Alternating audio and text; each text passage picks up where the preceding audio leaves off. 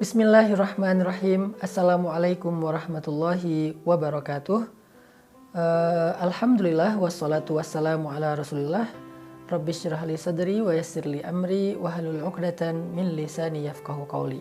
Selamat datang teman-teman di dalam Ramadan Series dengan tema Beningkan dari Hati, khusus yang sesi YouTube-nya nih.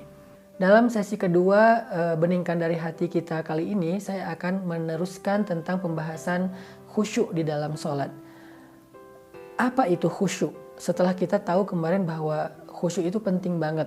Kita kalau misalnya pengen sholatnya jadi rohatun nafs, menjadi rehat bagi jiwa, maka syaratnya khusyuk.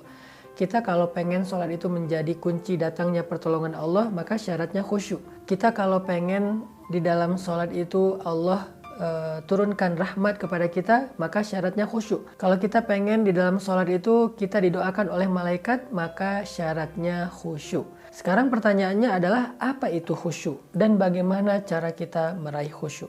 Khusyuk itu kata para ulama adalah menghadirkan hati untuk mengingat Allah di dalam sholat. Allah Subhanahu wa taala berfirman, "Wa aqimis sholata lidzikri," dan dirikanlah sholat untuk mengingat aku. Artinya salah satu di antara misi sholat itu adalah mengingat Allah. Jadi agak aneh kalau orang mendirikan sholat untuk nemuin ide-ide yang kreatif. Karena tidaklah kita diperintahkan sholat untuk menemukan ide kreatif dalam urusan dunia kita. Tidaklah kita diperintahkan sholat untuk ngelamun. Tidak ada ayat dirikanlah sholat untuk ngelamun. Itu nggak ada. Dirikanlah sholat supaya dapat ide. Itu nggak ada. Dirikanlah sholat supaya lari dari omelan istri misalnya, nggak ada juga. Dirikanlah sholat supaya bisa ria'an nas, pamer kepada manusia, enggak. Terus untuk apa kita dirikan sholat? Misi dari sholat itu adalah aqimis sholata lidzikri, dirikanlah sholat untuk mengingat aku, kata Allah. Allah juga berfirman, wala takum minal ghafilin, janganlah kalian termasuk orang yang lalai. Lalai di sini ngelamun. Jangan sampai kita menjadi orang yang di dalam sholat ngelamun, mikirin komen head di akun, mikirin mantan, mikirin kerjaan, mikirin yang nggak penting. Enggak. Sholat itu tidak untuk ghafilin, untuk ngelamun, tapi sholat itu untuk lidzikrillah, mengingat Allah Subhanahu wa taala. Makanya definisi khusyuk yang paling kayaknya jelas itu menurut saya adalah, kata ulama, khusyuk adalah menghadirkan hati untuk mengingat Allah di dalam sholat. Apa indikasi seseorang sedang khusyuk di dalam sholat? Bagaimana kita tahu kalau kita itu khusyuk? Satu, ketika kita lagi sholat, kita ingat Allah aja, nggak ingat yang lain. Allahu Akbar. Kalimat pertama aja yang kita ucapin dalam sholat itu adalah kata Allah.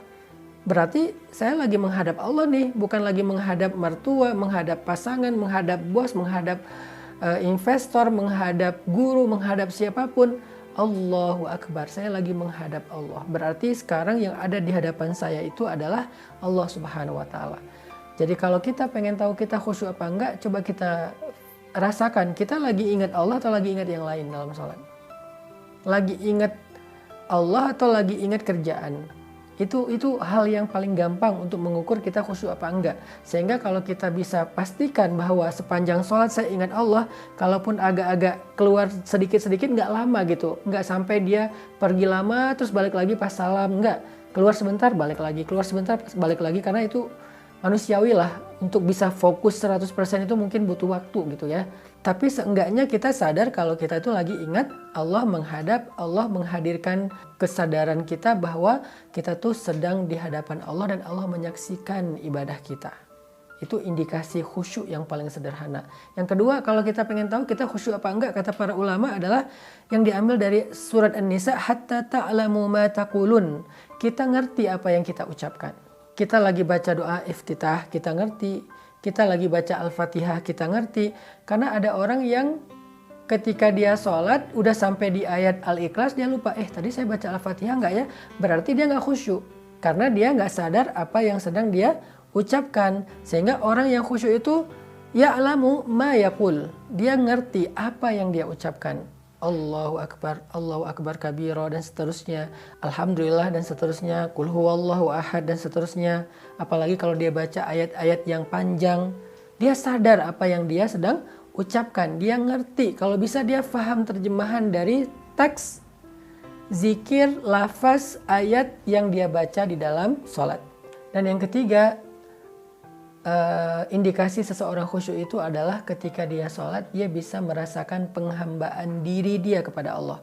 Dia merasa dia rendah, dia merasa hina, dia merasa fakir, dia merasa butuh kepada Allah. Antumul fuqara'u ilallah, kalian itu fakir, kalian itu sangat butuh Allah. Wa nahnu du'afa, kita ini lemah di hadapan Allah. Apalagi kita ini hina di hadapan Allah, kita ini banyak aib di hadapan Allah. Saya lagi menghadap Allah, Tuhan saya, dan saya adalah hamba. Hamba itu tunduk merendahkan dirinya di hadapan Tuhannya, dan itulah ciri orang yang khusyuk. Tapi kalau kita sholat seperti bukan sedang menghadap Tuhan, sedang tidak menghadap Tuan, sedang tidak menghadap Raja, sholatnya kayak lagi ketemu malah dengan bawahan kita, dengan budak, dengan pekerja, dengan anak, dengan orang yang kita nggak segani, berarti kita nggak khusyuk. Sholatnya geraknya nggak sesuai dengan gerak sholat, asal-asalan, terlalu banyak gerakan-gerakan yang nggak diperlukan, maka kita berarti tidak khusyuk. Makanya khusyuk itu menghadirkan hati dalam kondisi kita menghamba, menghargai, menghormati, berhati-hati di hadapan Allah Subhanahu wa taala. Gimana ketika kita ketemu dengan orang yang sangat kita hormati, ketemu presiden misalnya. Gimana tuh? Pasti kita akan memperhatikan cara duduk kita. Saya pernah ketemu orang penting banget ya, saya nggak usah disebutkan siapa, orang penting banget. Pas ketemu beliau tuh saya duduk di depan meja, satu meja dengan beliau, saya sampai salah tingkah nih.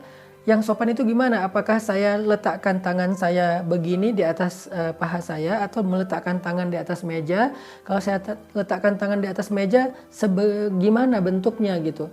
Terus kalau beliau ngomong, apakah saya melihat wajahnya, atau saya ngangguk-ngangguk, atau seperti apa? Itu hati-hati banget karena saya menghargai beliau. Nah, gitu nggak kita di dalam sholat? Menghargai Allah nggak kita dengan gerak-gerak tubuh kita, sehingga orang yang sholatnya memperhatikan gerak tubuhnya, takbirnya dia perhatikan karena dia sedang menghadap zat pencipta alam semesta, berarti dia orang yang sedang dalam kondisi yang khusyuk. Tapi kalau kita nggak asal-asalan gitu dalam gerakannya tuh, nggak hati-hati, kayaknya itu bukan ciri-ciri orang yang khusyuk. Setelah kita tahu definisi dari khusyuk, gimana cara biar kita bisa khusyuk? Cara yang pertama supaya kita bisa khusyuk dalam sholat itu adalah kita belajar merasa butuh kepada Allah Subhanahu wa taala, teman-teman. Kita akan serius terhadap sesuatu kalau kita ngerasa butuh. Kita serius bekerja karena kita lagi butuh penghasilan. Kita serius kepada seorang cewek karena kita merasa butuh dia untuk mendampingi hidup kita. Kita serius masak supaya enak karena kita butuh makan enak. Banyak orang yang nggak serius dalam sholat, artinya nggak khusyuk, nggak menghadirkan hati, pikiran, perasaan dia di dalam sholat karena dia sendiri ngerasa kayak nggak butuh kepada Allah. Dia malah ngerasanya Allah yang butuh dia, Allah yang manggil dia, Allah yang begging supaya dia datang ke masjid, Allah yang menginginkan dia tidak menginginkan Allah. Itulah awal dari masalah kenapa kita susah untuk khusyuk. Jadi biar kita bisa khusyuk, kita tuh harus merasakan nahnu fuqara'u ilallah. Kita ini fakir, kita ini butuh Allah banget. Apalagi ketika kita banyak masalah. Coba teman-teman kalau lagi banyak masalah ngerasain kan gimana sholat kita khusyuk. Lagi banyak masalah banget nih, sampai kita kayak hampir putus asa, nggak bisa berharap ke siapa-siapa. Saat itu kita ngerasain kan betapa nikmatnya sholat kita. Bahkan sholat subuh pun terasa nikmat, biasanya ngantuk, bahkan mungkin gak bangun. Sholat tahajud pun terasa ringan, biasanya berat banget.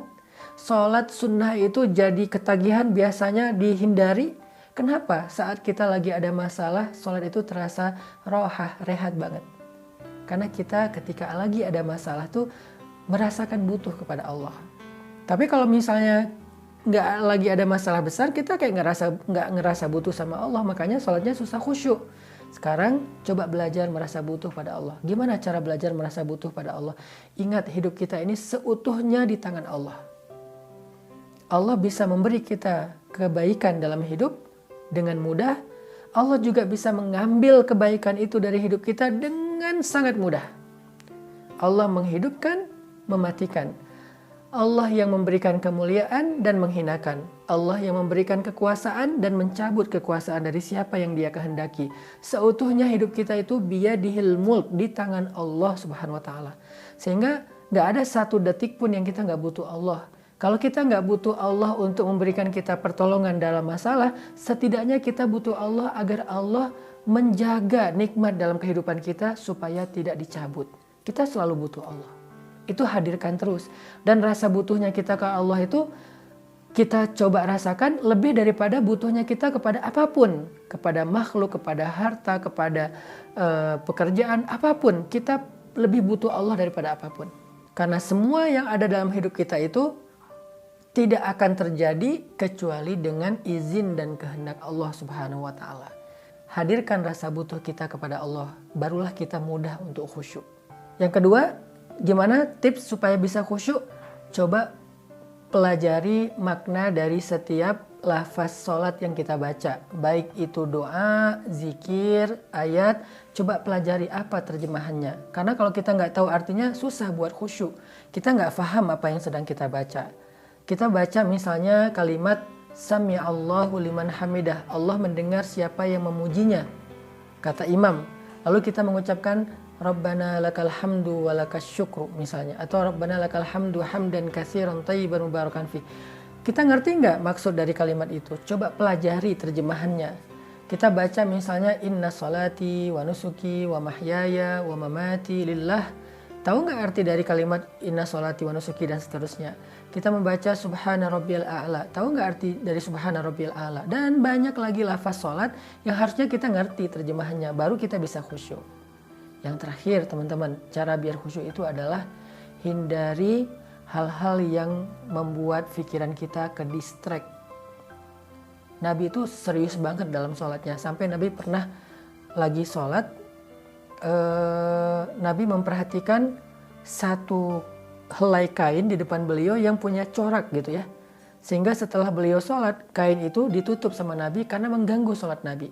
Bahkan Nabi pernah juga di atas mimbar lagi khutbah, tiba-tiba mencabut cincinnya dan meletakkannya. Lalu Nabi mengatakan, cincin ini telah membuat saya tidak tenang. Sekali melihat cincin, sekali melihat kalian, kata Nabi. Artinya, saking menghargai sahabat, Nabi pun mencopot cincin di tangannya supaya bisa menghargai sahabat yang sedang Nabi nasihati. Apalagi dalam sholat. Nabi itu nggak mau ke distract dengan apapun. Makanya sholat yang paling baik itu tengah malam karena inna nasyi'atal lail hiya asyaddu wat'an wa aqwamu qila. Sholat di tengah malam itu lebih tenang, lebih bisa fokus. Hindari hal-hal yang membuat ke distract pikiran dan perasaan kita. Sebelum sholat, bereskan dulu urusan kita supaya sholat kita nggak terganggu dengan urusan itu. Makanya ada hadis qaddimul asya alal isya, dahulukan makan malam dari sholat isya. Artinya kalau kita lagi lapar banget habis pulang dari perjalanan jauh, maka makan dulu sebelum sholat. Kenapa? Biar kita sholatnya nggak ke distract dengan rasa lapar. Itu diantara sekian banyak tips ya untuk bisa dapetin sholat khusyuk. Yang intinya kata Nabi, ada orang sholat dia hanya mendapatkan 1/6 dari sholatnya. Ada yang sholat hanya mendapatkan 1/3 dari sholatnya. Ada yang sholat mendapatkan 1/2 dari sholatnya. Artinya sholat seseorang itu tergantung kualitas khusyuknya. Dan hanya dengan khusyuk kita akan merasakan rohatun nafsi fis sholah, rehatnya jiwa di dalam sholat. Yuk belajar sholat khusyuk, sholat yang berkualitas dengan latihan sholat tarawih di bulan Ramadan. Pilih masjid yang sholatnya santai, benar-benar tarawih. Sehingga setelah Ramadan kita bisa break dari segala urusan dan kepenatan dunia dengan cara Allahu Akbar di atas sajadah. Semoga kajian ini bermanfaat. Barakallahu fikum. Wassalamualaikum warahmatullahi wabarakatuh.